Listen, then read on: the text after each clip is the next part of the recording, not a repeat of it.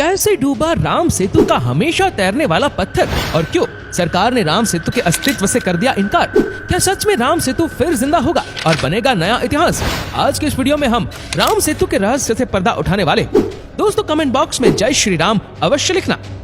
राम सेतु रामायण काल का वो जिंदा सबूत है जो आज भी मौजूद है और इसे तो अंतरिक्ष से भी देखा जा सकता है। भले ही आज ये काफी पुराना पड़ चुका है और बढ़ता हुआ जलस्तर इसे अपने आगोश में लेता जा रहा है, लेकिन वो कहते हैं ना, इतिहास के सबूत तो सदियों तक सामने आते ही रहते। भारत सरकार और आर्कियोलॉजिकल सर्वे ऑफ इंडिया की नई पहल फिर से राम सेतु को जिंदा करने की है और इसकी पूरी सच्चाई सबके सामने लाकर धर्म और आस्था को नई शक्ति दे रहा है। साल 2008 उस समय की सरकार ने सेतु समुद्रम प्रोजेक्ट को आगे बढ़ाने के लिए सुप्रीम कोर्ट में ये तक कहा था कि श्री राम ने राम सेतु बनाया और उसे तोड़ भी दिया। ये राम सेतु असली नहीं है। तत्कालीन सरकार राम सेतु को तोड़कर यहाँ पर समुद्री जहाजों के जाने का मार्ग बनाना चाहती थी।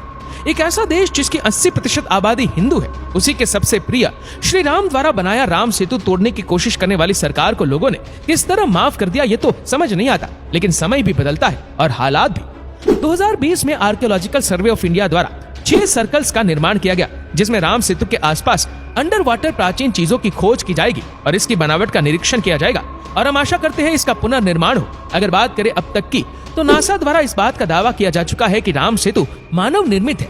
इसकी कुल लंबाई 48 किलोमीटर है, जो भारत के रामेश्वरम को श्रीलंका के मन्नार से जोड़ता है। इसमें पाए गए कई पत्थर यहाँ आसपास पाए नहीं जाते, बल्कि इन पानी में डूबे पत्थरों पर लगे डेड कोरल से ये पता लगाया जा सकता है कि ये कितने पुराने हो सकते हैं। हर स्थिति में इसके प्राकृतिक बनने के कोई सबूत नजर नहीं आते।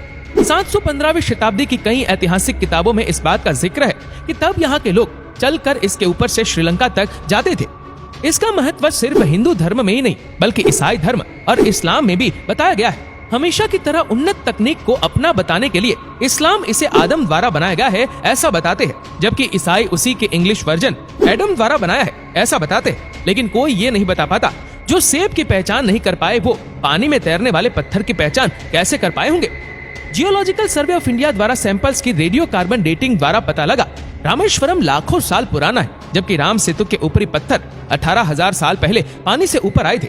इसकी और गहराई में जाकर इसकी बाकी की जानकारी पाई जा सकती है। हिंदू धर्म में इसे बनाने की पूरी जानकारी दी गई है कि किस तरह जब श्री राम अपनी सेना के साथ यहाँ पहुँचे तब यहाँ कोई रास्ता नहीं था। श्री राम नाम लिखकर वानर सेना ने इस पुल को बनाया, जिससे सब रावण की लंका तक पहुँच पाए थे। राम सेतु का महत्व सनातन धर्म में कितना है, जिस दिन सरकार समझ पाएगी उस दिन से इसका भारत की सबसे बड़ी टूरिस्ट डेस्टिनेशन बनना तय है। क्या अभिमन्यु के मरने के बाद उसे नर्क मिला था? आखिर क्यों अभिमन्यु ने अर्जुन को अपने पिता कहने से इनकार कर दिया और क्यों भगवान श्री कृष्ण ले गए अर्जुन को आत्माओं के लोक?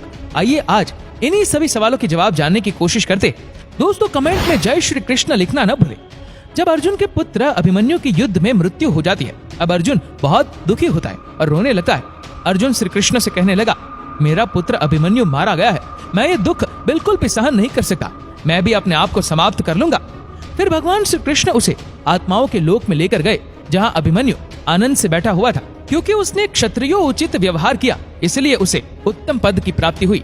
जब अर्जुन अभिमन्यु के पास रोते रोते पहुंचा, अपने पुत्र को देखकर अर्जुन बहुत प्रसन्न हुआ। उसे गले से लगाकर कहने लगा, हे पुत्र, तेरे बिना तो मैं जी ही नहीं सकता, मैंने तो अपने जीवन की आशा का ही त्याग कर दिया है।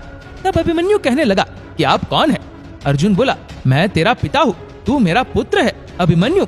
तो अभिमन्यु कहने लगा, कौन पिता कौन पुत्र?